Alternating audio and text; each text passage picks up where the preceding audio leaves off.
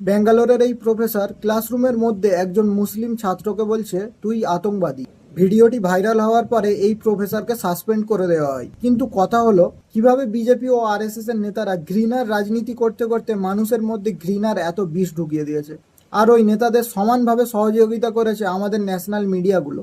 এরা ঘৃণাতে এতটাই অন্ধ হয়ে গেছে যে বয়স্ক হোক, বাচ্চা হোক বা ছাত্র হোক, সবাইকে এরা টেররিস্ট ভাবে, যদি সে মুসলিম হয়। প্রফেসরের মতো পেশাতে থেকে যদি এরকম কমিউনাল চিন্তা ভাবনা করে, তাহলে সমাজকে শোধরাবে কে? আজ এই ঘটনাটা বিবেকানন্দর একটা কোটকে মনে করিয়ে দিল, শিক্ষা সহজ, বিদ্যা কঠিন। যারা এরকম সব জায়গাতে কমিউনাল অ্যাঙ্গেল দেখতে পাই, মুসলিম নাম দেখতে পেলেই তাকে টেররিস্ট ভাবতে থাকে, তাদেরকে আমি বলতে চাই এই দেশের স্বাধীনতার জন্য সবাই সমানভাবে রক্ত ঝরিয়েছে। মৌলানা আবুল কালাম আজাদ, আশফাকুল্লাহ খান, খান আব্দুল গফ্ফার খান, বেগম হজরত মহল, মোহাম্মদ আলী আর শওকাত আলী, পীর আলী খান, বদরুদ্দিন তৈয়বজি, মৌলানা মাজহারুল হক, এরকম অনেক বড় বড় নাম আছে যারা ইংরেজদের বিরুদ্ধে রুখে দাঁড়িয়েছিল। এই দেশের স্বাধীনতার জন্য কত মুসলিম শহীদ হয়েছে, যেখানে তোদের কোনো বিজেপি আরএসএস এর নেতা শহীদ হয়নি এখনো পর্যন্ত। লাখ লাখ মুসলিম এই দেশকে স্বাধীন করার জন্য ব্রিটিশদের বিরুদ্ধে লড়াই করে শহীদ হয়েছে, আর আজ সেই মুসলিম জাতিকে কথায় কথায় টেররিস্ট বলা হয়। এখানে ইন্ডিয়ার স্বাধীনতা থেকে শুরু করে আজকের দিনে ইন্ডিয়ার ডিফেন্সের জন্য কত মুসলিম শহীদ হয়েছে, যা গিয়ে নামগুলো দেখে নে।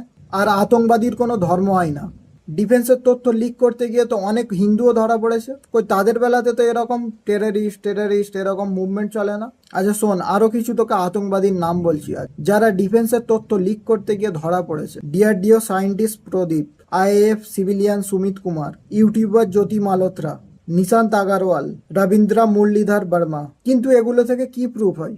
এই কিছু মানুষগুলোর জন্য কি পুরো ধর্মটা বদনাম হয়ে যাবে? না, মেসেজটা ক্লিয়ার, আতঙ্কবাদের কোনো ধর্ম হয় না। আর যারা টেরোরিজমের রিলিজিয়ান খোঁজে তাদের থেকে বড় মূর্খ হয় না। একজন প্রফেসর হয়ে একজন মুসলিম ছাত্রকে তার মুসলিম হওয়ার জন্য তাকে টেররিস্ট বলে, আর অন্যদিকে হিন্দু হয়ে এই দেশের ডিফেন্সের তথ্য পাকিস্তানের কাছে লিক করে। এসব দেখে এটা তো ক্লিয়ার যে মানুষই ভালো, মানুষই খারাপ, কোনো রিলিজিয়ান না। আর এরকম ব্যক্তিগুলো এরকম প্রফেশনে থাকার পরেও এরকম চিন্তা ভাবনা রাখে কিভাবে, যে সমস্ত ক্লাসরুমের সামনে একজনকে মুসলিম হওয়ার জন্য তাকে টেররিস্ট বলতে থাকে? এটা থেকে বাকিজনদের মধ্যে কি মেসেজ যায়? তার প্রফেশনের কি এটাই কর্তব্য? তার তো তার ছাত্রদেরকে একত্রিতভাবে ইন্ডিয়ার গ্রোথ কিভাবে হবে সেটার শিক্ষা দেওয়া উচিত ছিল।